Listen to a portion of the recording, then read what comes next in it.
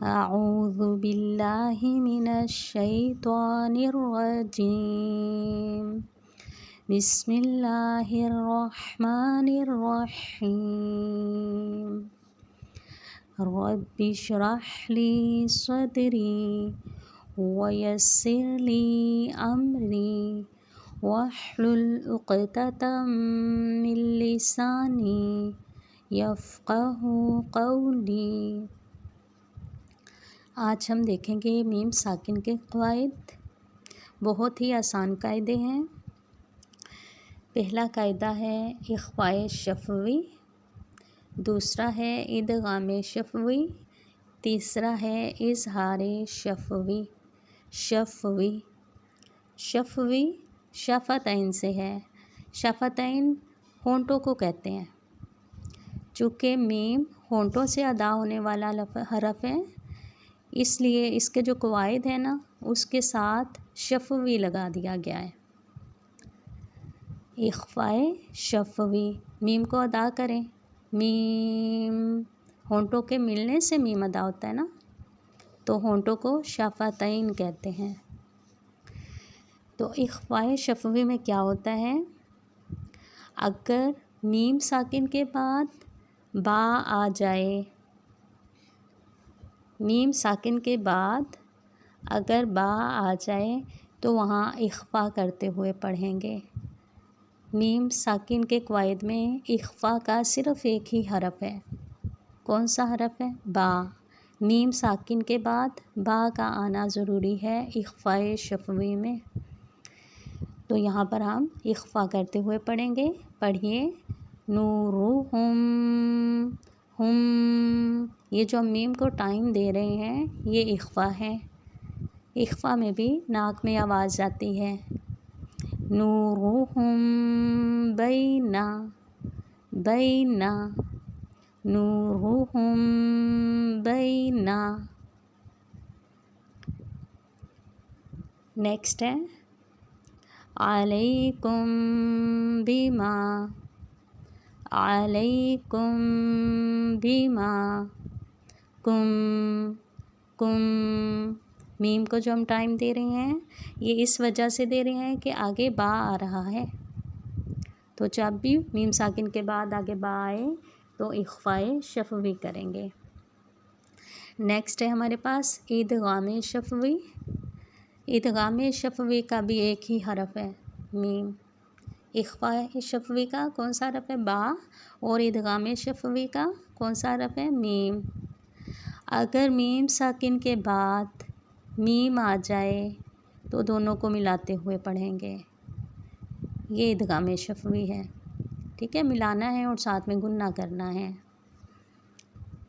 یہاں دیکھیں، میم ساکن کے بعد ہمارے پاس میم ہے، ٹھیک ہے۔ اب انہیں آپس میں مکس کر دیں۔ علیہم مسجدا۔ اصل میں گننا اور اخفاء آلموسٹ ایک جیسے ہی ہیں۔ گننا زیادہ اسٹرانگ ہوتا ہے اور اخفاء تھوڑا سا کم، تو ہے ایک ہی کیٹیگری میں آتے ہیں، یہ ٹائپس ہیں یہ، ٹھیک ہے۔ گننا کا مرتبہ زیادہ اسٹرانگ ہے اخفاء کی نسبت۔ تو یہاں دیکھیں، علیہم مسجدا، علیہم مسجدا۔ نیکسٹ مثال میں بھی میم ساکن ہے اور پھر میم ہے، انہیں ملاتے ہوئے پڑھیں، گننا کیجیے۔ قلوبہم مرض، قلوبہم مرض، ہم، ٹھیک ہے، یہ گننا ہے۔ اب دو حرف ہم نے دیکھ لیے۔ میم ساکن کے بعد با آئے تو اخفاء شفوی، میم ساکن کے بعد میم آ جائے تو ادغام شفوی، اور اگر با اور میم کے علاوہ کوئی بھی حرف آ جائے تو وہاں کیا ہوگا؟ اظہار شفوی، ٹھیک ہے۔ باقی سارے الفابیٹس ہیں جو الف سے یا تک با اور میم کو نکال کر وہ سب اظہار شفوی میں آ جائیں گے۔ اس کی بھی دو مثالیں دیکھ لیتے ہیں۔ अनअमता, मीम साकिन है ना, मीम साकिन के बाद देखें ता है, ठीक है, यहाँ इजहार हो जाएगा क्योंकि मीम साकिन के बाद यहाँ ना बा आया है और ना ही मीम आया है। क्या आया है? ता। तो यहाँ पर मीम का इजहार करें, मीम को ज़ाहिर कर कर पढ़ें, ना इख्फा किया जाएगा ना गुन्ना किया जाएगा। अनअमता, अब इसे हम अनअमता नहीं पढ़ सकते, मीम पर रुक नहीं सकते क्योंकि आगे ता है। ऐसे ही नेक्स्ट मिसाल में हमारे पास मीम साकिन के बाद कौन सा लेटर है? शीन।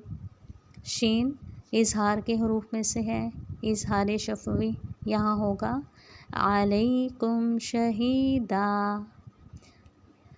बस लोगों की आदत होती है कि वो मीम को टाइम देते हैं बिला वजह। जब इस तरह का कोई लफ्ज़ आ जाए तो वो फिर अलैकुम शहीदा ऐसे पढ़ जाते हैं, तो ऐसे नहीं पढ़ना होता। मीम साकिन के भी रूल्स हैं, मीम आएगा या बा आएगा फिर ही हम मीम पर टाइम लगाएंगे, अदरवाइज़ मीम पर टाइम नहीं लगाया जाएगा।